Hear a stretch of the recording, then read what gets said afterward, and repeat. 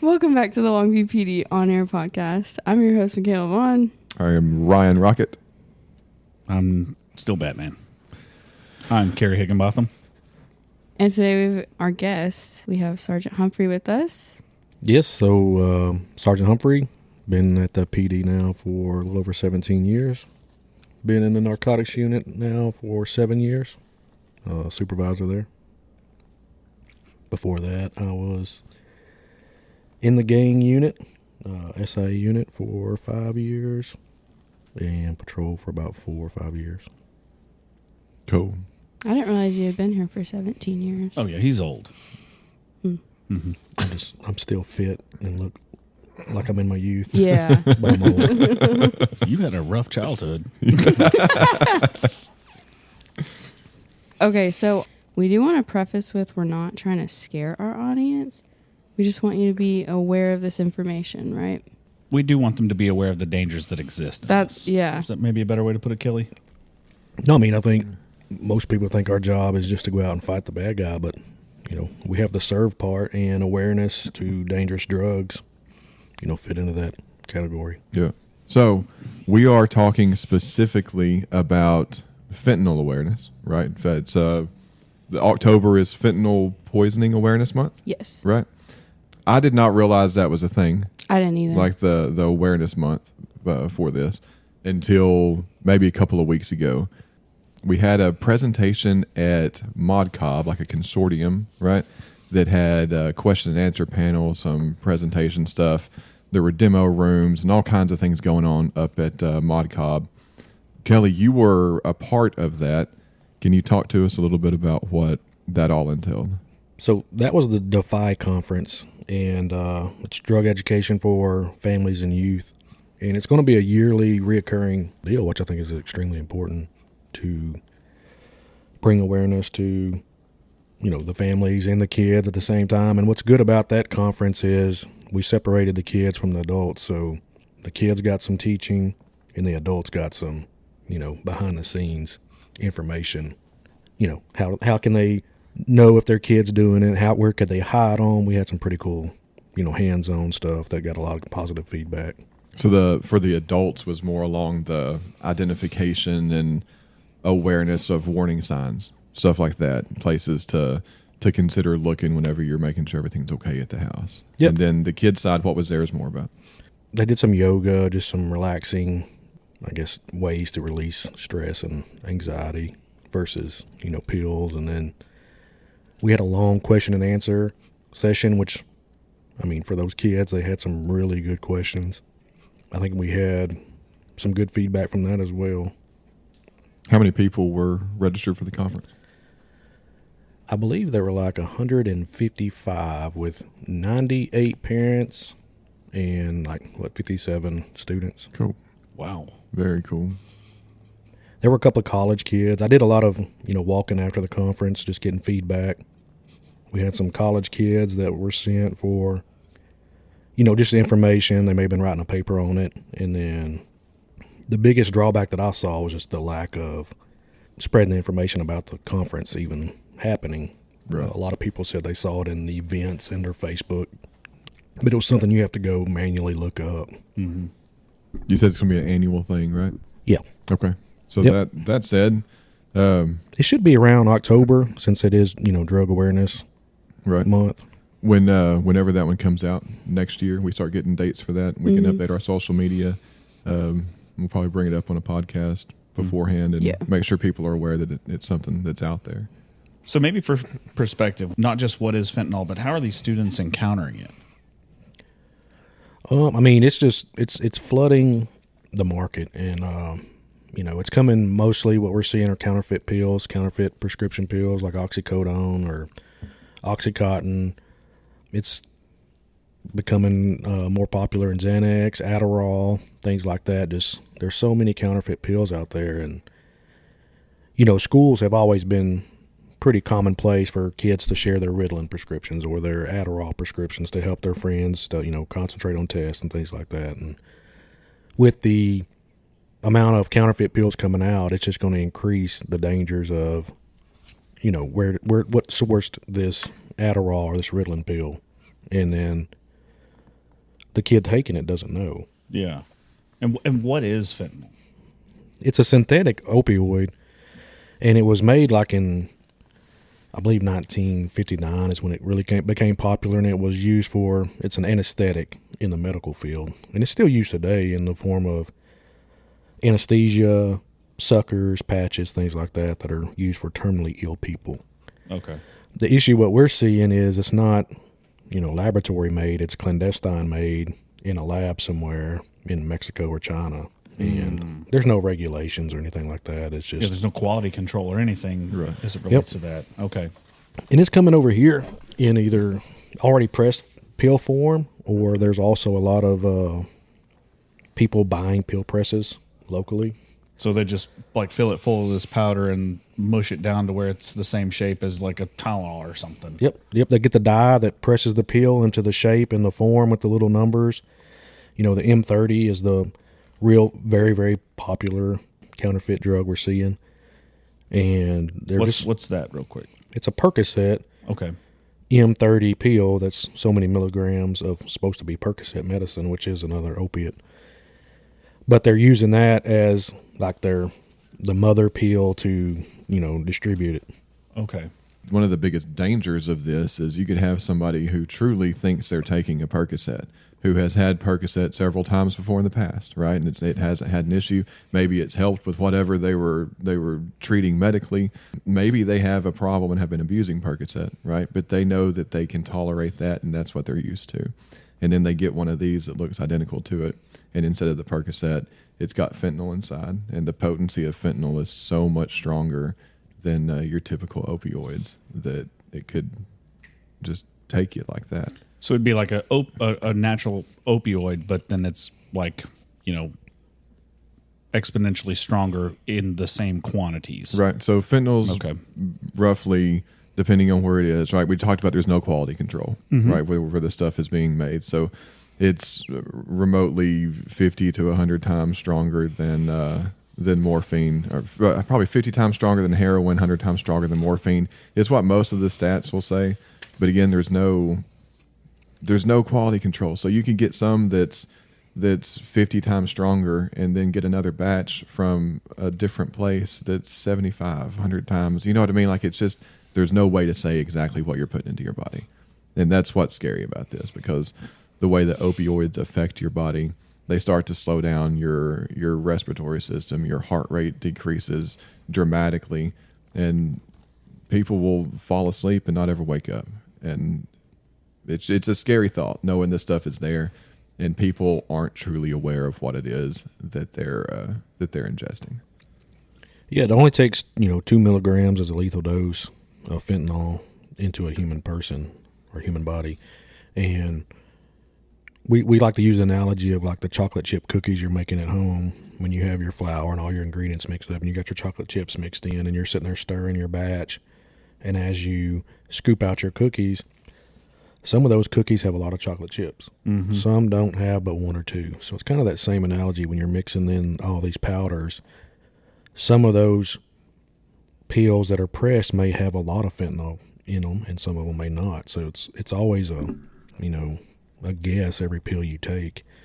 And a lot of the addicts know that. I mean, they look for different colors in the pills to see which ones have more binding agents. If they're lighter, they're stronger. Or if they're darker, they may be stronger depending on who's pressing the pill. But yeah, you never know. And those analogies, one pill can kill. I mean, I think that's a strong message. Also, Mike with Texans Against Fentanyl says, one try and die. Yeah, well, given those inconsistencies like you're describing, that sounds like a very legitimate scenario. 100%.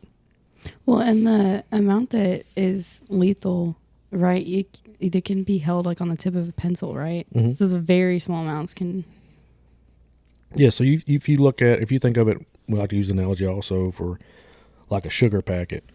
If you take 6 of those little grains of sugar, the little bitty round dots of sugar, that amount alone could be enough to kill you. And it really just depends on, the body makeup, your tolerance, and stuff like that. So a lot of these overdoses and deaths we're seeing, Could be from kids that just, the one try can die. They've never tried a pill. They finally succumb to peer pressure, and they take that pill with their buddies, and next thing you know, they're overdosing. And when you have kids with kids and their one's overdosing, they don't know what to do. Yeah. They're not mature enough. They freak out. They think they're going to get in trouble, and they don't notify a parent. They don't notify, police, because and then in the end, they spend so much time freaking out about getting in trouble that their friend ends up, passing away. Man, that's terrible. You had mentioned it before about some of the ways that these kids are getting it. What are common ways that this stuff finds its way on the street? Or what forms, maybe? And again, what we're seeing are mainly the counterfeit pills, and they're a little bit more pricey here. I know, like on the northwest coast, Washington, Oregon, they're really cheap. Why, I don't know. I don't know if they have a more streamlined route straight from Mexico to get up there to why they're so cheap. But the more and more that comes across, the borders or comes in from the mail from China, the cheaper it's going to get, because there's going to be so much out there. And I fear that, of course, the cheaper it gets, the more access the kids will have to it, because, they're spending their allowance or lunch money on it, and the cheaper it is, the easier it is for them to get it and buy it. What's the advantage that these suppliers have to putting fentanyl in these drugs? Like, why would somebody who sells illicit narcotics want to be like, I'm going to put fentanyl in this? What does that do? Is there advantage for them or something? Oh, yeah. So if you take like a heroin dealer that deals heroin, which is an opiate, it has the same effects as fentanyl does. It's just not as strong. So if Joe is the heroin dealer and he mixes a little bit of fentanyl in with his heroin, the user will come by and get some heroin, and they'll be like, oh, man, his heroin sure was strong. That got me higher than I've ever been before. So then word gets out, hey, Joe's got the best heroin. Everybody goes to Joe. But then, dealer John finds out about Joe's heroin, so he wants to put a little bit more fentanyl in his to beat Joe's, drug. And then it's just a vicious circle. The users bounce back and forth, and in the end, they have no idea how much fentanyl they're ingesting or how much fentanyl's mixed in with that drug. They're mixing it with, even like methamphetamine, which is odd to me because that's an upper, and fentanyl's a downer. Yeah. So why they mix it with that, I don't know if it just makes a special kind of high that they're seeking, or why they do that. It's still kind of a mystery. What sounds interesting is, like, obviously heroin's, and I would depose to your knowledge here, to the two of y'all have spent time in the narcotics unit, but heroin seems like one of those things like OxyContin, super addictive. So even these kids or people who are buying pills that aren't going to contain those addictive opioids, they end up being addicted to it because unknown to them the whole time they were taking them. And what Kelly was talking about a minute ago, you've got Joe who's introducing some fentanyl into his stuff, right? You can get to a point where you're cutting more agent into whatever narcotics it is that you're selling, that you're using less of the actual heroin, the drug you're buying. So you're cutting down your expenditures on heroin and loading other stuff into it that makes the same weight. So you're saving money, they're getting higher, right? And it's amping up on that side of it. This all sounds like, you go to the store and you buy, I don't know, when y'all were kids, you remember the frozen thing, the From Concentrate juice? Uh-huh. Yeah. Drop it in the pitcher of water, mix it up. Yeah. That was how we had lemonade when I was a kid. Yeah. Or orange juice. Orange juice. It sounds like you could basically say that fentanyl is the From Concentrate version. Oh, for sure. And probably wouldn't be very good if you didn't water it down. But the problem comes in the watering down process. There's no quality control, I guess, if you'd call it. That sounds pretty bad. Well, but that's what it is, though. Really, that's what it comes down to is, pharmaceutical medicine is there for a reason. Mm-hmm. We have the FDA for a reason. They control and monitor and can assure the consumers that what they're getting is going to be the same every time. It's regulated, it's metered. We know what we're putting into our bodies, right? If I have a headache, I know that this Tylenol has acetaminophen, right, and not fentanyl, right? And that's the purpose of having these checks and balances. And I know organizations can frustrate people and be like, well, why do we have to go through all these hoops? Well, this is why. Because without these regulations, then we have the potential for true tragedy to come out of it. And that's what we're talking about right now. That's 100% accurate. And hydrocodone was very hard to get on the street, so heroin sales went through the roof. And then now we're moved on to fentanyl. And I believe anytime we make a change, the cartels and things, they're going to adapt and they're going to come up with something new and start pushing something else. And it's just, we're always a couple of steps behind, legalizing a certain substance. I mean, because there's a lot of these are chemicals that already exist, but people aren't using them to get high. But as soon as you make something illegal, they'll find another chemical that gives them kind of similar effects, and they'll start putting that in the drug. And it's a never-ending battle. Mm-hmm. The black market, there's a movie that's out. It's basically like a black market drug distribution, and I can't remember what the name of it. It has road in it. Arlington Road's a great movie, but that's not what you're talking about. No, I can't remember. But anyway, so that movie's really good to watch to gain some knowledge on how the world is adapting to drug sales and narcotic sales, because we have all these Silk Road. So Silk Road, the guy basically started an online narcotic sale. Oh, that was, yeah. And so it's a really good movie to watch to get an understanding of kind of how the world is adapting to narcotic sales. It's crazy to think that there's all these apps that are set up specifically for selling drugs. We've made multiple cases here within Longview, buying from those specific apps. It's crazy to me that you log into the app and then you can see a list of illicit drugs with the prices and all that on there. And it's just, we talk about access for kids. It's just becoming more and more easy for them to, come across that. It's not, the dangers of going to a trap house are slowly decreasing because you can just buy it online and they'll either mail it to you or you meet in a public place. And I mean, these people aren't looking to rob you because you're a customer, you're a money maker for them. Yeah. That is crazy. There's specific apps for that. I thought it was just like people on like Instagram, Facebook, Snapchat, stuff like that, but they're making just apps specifically for that. Yeah, technology is a great thing when it's used properly, but man, it can be a detriment. And I think we've all seen that. Anybody listening to this is truly, they have to be aware of what I mean by that. But it can be great, but it can be a hindrance as well. So, how bad the idea was not to scare people, to educate, right? But how bad is this problem? Like, how much of this stuff is out there? How much is coming to the states? So you got to understand the different agencies that actually report to the DEA.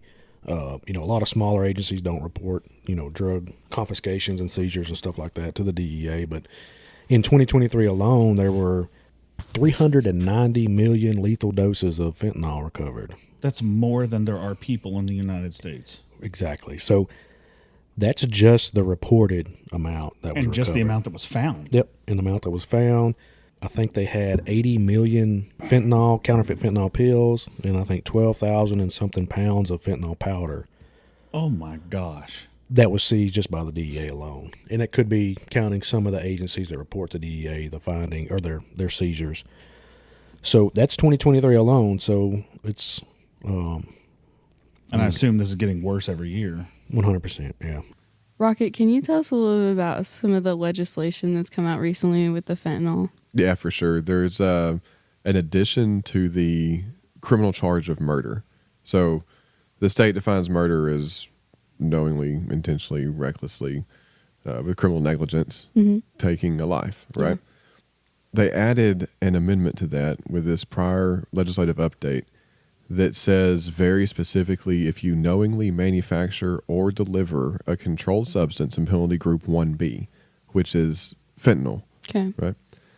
That, let me get to where it is. I'm reading this right now straight from the law. So if you knowingly manufacture or deliver a controlled substance included in penalty group 1B under this section, and an individual dies as a result of injecting, ingesting, inhaling, or introducing into that person's body this controlled substance, then you can be charged with murder. Wow. So it's not just, hey, I want to give so-and-so these pills. If you give someone these pills or you sell someone these pills and they wind up taking them and they lose their life, then you are held liable and criminally responsible for the murder of that individual, which is a huge change. And it's a pretty powerful move by our legislators to really hold people accountable for the problems that fentanyl is causing. Yeah. Yeah. So what kind of impact have we seen in the daily operations of schools? Well, I know, Longview PD, we're partnering with like Texans Against Fentanyl and some other organizations to really spread awareness within, our community. We have Texans Against Fentanyl and the Tucker Project, which are great tools being utilized at some of the schools. Pine Tree ISD recently got accepted to participate in the Tucker Project, which is basically a curriculum that is taught in the schools about fentanyl awareness. So is that a partnership with the police department, or is that a separate entity? You're talking about the Tucker Project. Are they taking the lead on how this fentanyl education is being carried out in schools? How does that work? The Tucker Project is actually some legislation that got passed to implement it into schools, and they're just now getting started. I know they did. I want to say it was Georgia. So it's not just Texas. Texans Against Fentanyl is the mother program, and then Tucker Project's kind of a more school-based, where they're coming up with curriculum to teach kids the dangers. It's I have some knowledge of it, just not everything about it. Gotcha. Well, I know with the schools in Longview, so we're kind of partnering with them in a way that their media classes are they're taking all the information that they've learned in the curriculum, and then they're kind of making like informational videos and stuff like that. And so when I'm starting with Pine Tree and then going to Spring Hill and Longview, so they're going to participate as well. But they're making these educational videos, and so then when they put those out, they're going to tag us, and we're just going to share them. Cool. And those videos are being made by the students at the schools? Yes. They're pretty cool. There's some examples online where they do these commercials, and they really tug at your heartstrings, looking at these kids and making these just such powerful messages in those videos. They're really good. Speaking of the heartstrings, Michaela and I were looking at the website for Texans Against Fentanyl just a couple days ago up in my office. If you go to their website, at the bottom of it, it's just scrolling pictures of kids who have lost their life because of fentanyl overdoses. And it's got a picture of them, their name, their age, and just like a little bit about who this person was. And you start looking at that and realize that, man, this isn't what you picture in your mind when you think of someone having a loss of life because of drug overdose. You go and you look at this and you see people who were just as normal as you and I. And right? like as young as And 15 years old. Right. That was shocking to me. It's crazy. This stuff, it is far reaching and has a dramatic impact. Another thing, I know they make ambassadors within the schools, so they have a core group of kids that kind of specialize in the knowledge of sharing. So they have school leaders, kind of like your school council, and they basically are the forefront for drug knowledge, fentanyl knowledge, and they just basically they'll go to different classes and they'll teach them and stuff like that. And a lot of times, kids respond better to peers than they do adults. Mm-hmm.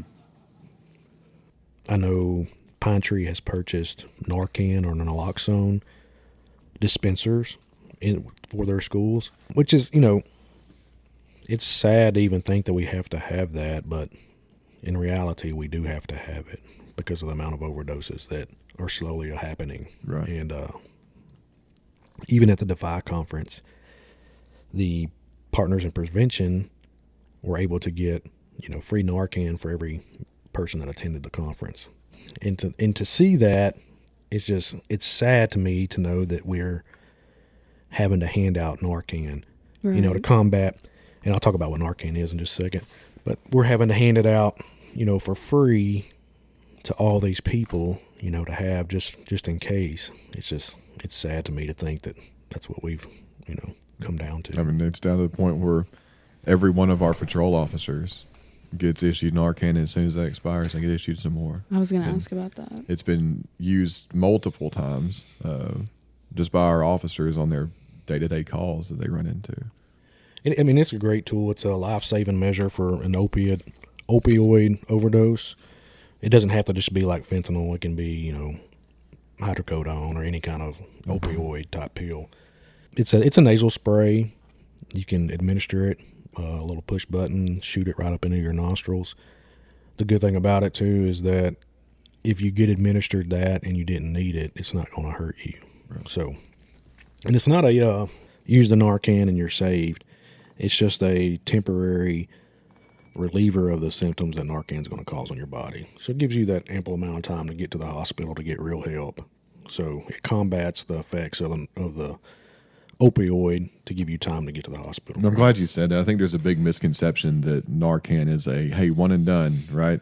Somebody's ODing, you squirt some up their nose and back to normal, everything's completely fine. But that's not the case. All it does is just, like you said, postpones it, right? It pushes the pause button on the reaction that you're having. It allows your brain to start working normally until that Narcan wears off. And if you still have the opioids in your system when the Narcan wears off, you're going to start going right back down that slide you were on. Right. Well, I have a question. I think some of the stuff I looked at, there was a drop in the maybe number of overdoses from fentanyl. Mm-hmm. So is that from the education that people are trying to put out, or do you think that's an effect of it? I definitely think that, and the access to Narcan, which is the naloxone. Okay. With it being, it's everywhere. I mean, it's being handed out at the homeless shelters. It's being handed out. You can get it doesn't require prescription. So you as a individual can go purchase some for yourself. So I definitely think that between the awareness and the availability of the Narcan, that's what's keeping our overdoses down. What else we got, Michaela? Kelly, was there anything that we missed that you wanted to add? I mean, for the listeners that have kids, I don't know how many times I've heard it, even with working with Texans Against Fentanyl, talking to some of the parents and hearing some of the parent stories. Even at the Defy conference, I had a lady come by the booth, and I said, "Oh, do you have children?" She said, "Yeah, I have a 19-year-old." And I said, "Well, this is probably good for you to, experience." And she said, "Well, no, my kids, straight-laced. They're really good." And I'm like, those testimonies of those parents that, are on the Texans Against Fentanyl fatality photo, a lot of those parents were those parents. My kids, straight A students, they're president of the student council. They would never. So having the mentality that it's only, drug users or somebody that's already got some kind of addiction issues, that's not the case. It's it just takes that one pill, hanging with your buddies, and you finally, just go into the peer pressure and you decide to do it. Or, kids these days with all the depression and anxiety they supposedly have, a lot of them are seeking some relief from that. And I do think, social media and stuff like that that's a whole nother topic we can get into about as far as kids and their depression and anxiety. And it's just being taught over and over and over that that's the norm. Everybody has it. So all these kids think that they have it, and they do have some normal anxiety from school and just being overwhelmed with school, sports, and home life and all that. But, that's normal. It's not something that they should be seeking pills for, but they don't know any better, and that's what they do. Yeah. And so they get their hands on that, and, a lot of these overdoses are also, I talk about with buddies, that's more of a female thing. They get courage when they're with one another. So they'll pop pills together. So a lot of times the overdoses, somebody has help when it's a female because their friends are still there, so they may eventually find help. The guy side of it, you have more fatalities on the male side just because they'll take it alone. And,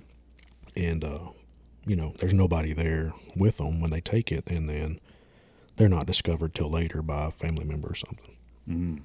So yeah, it's interesting though. You're what you're saying, like it knows no socioeconomic class, no real gender, no social norm, deviations. It could be the guy sitting next to you or anybody else. 100%. I mean, we all know what peer pressure was like in school. Oh yeah, everybody's experienced it's a very it. real thing.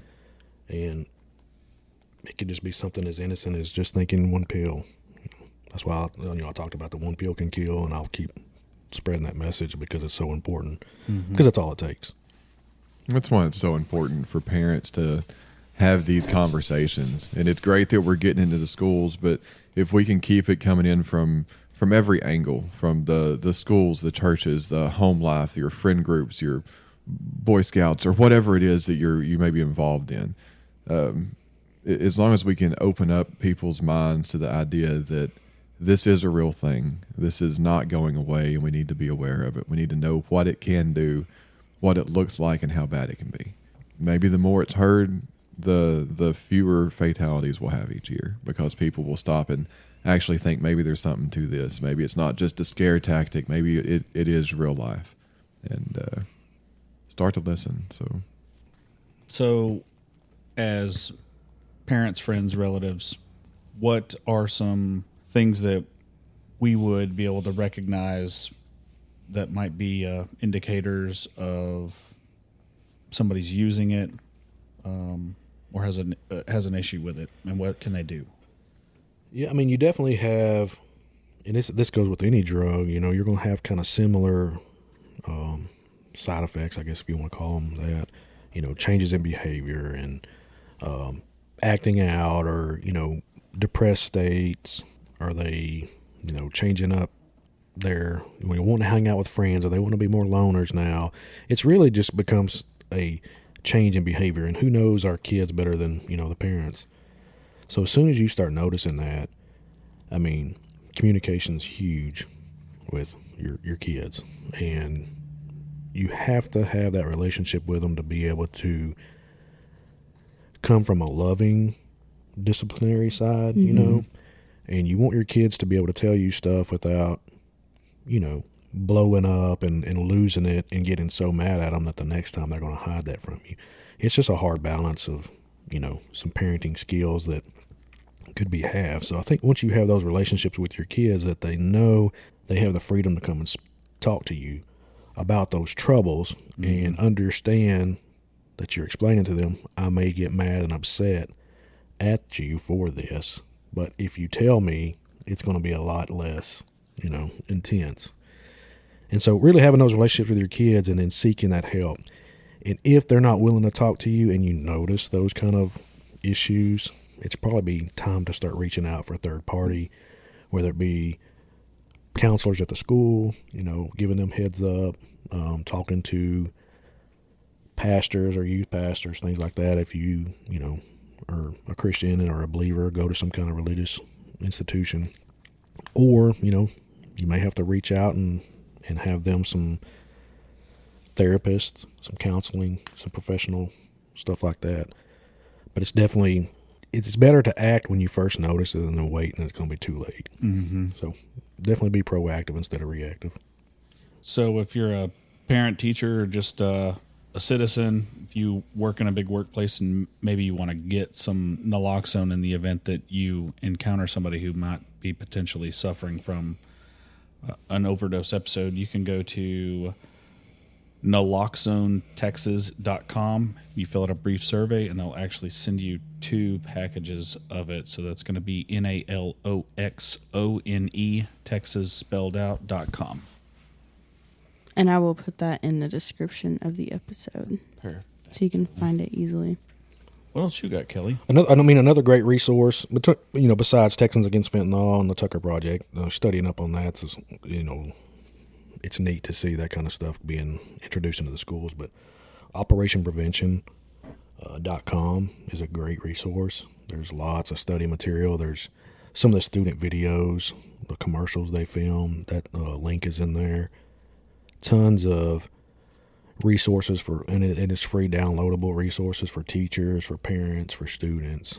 There's a lot of great information in there.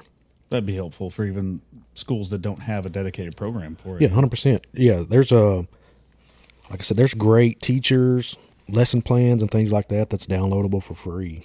That would be extremely important. Okay, I think we're gonna wrap on this episode. Our Citizens Police Academy Yeah, they graduated. graduation. Yes. So congratulations to those participants. Yeah, it was a of fun the little program. group. Also, we had 92 National Night Out parties on October 1st. That's 11 more than we had last year. So Outstanding. I think 100 is a good goal for next year. Yeah, for sure. So a note on that, if you did a National Night Out party and you haven't gotten your Crime Watch group set up, get in contact with your PAR officer. If you aren't sure who your PAR officer is, you can visit longviewtexas.gov/PAR, and I will put that in the description as well. Your Crime Watch is it's a good group to have. Yeah, I mean, it goes back just to the National Night Out like we talked about. Mm-hmm. It's about neighbors knowing neighbors and building that community. Yeah. Sergeant Kelly Humphrey, Thank you so much for being on. Thank you. You're a man who has many hats you have to wear around here. Got a lot of things going on. Big hats. Your job is very critical to the mission of this agency. So the fact that you would afford us this amount of time in your schedule really means a lot to me. You give us lots of great information. We really appreciate it. Yeah, thank you for real. Thank you for being here. Thank you so much for listening. We hope you're doing good, and we'll see you next time. See ya. It's a beautiful day. It is. Bye.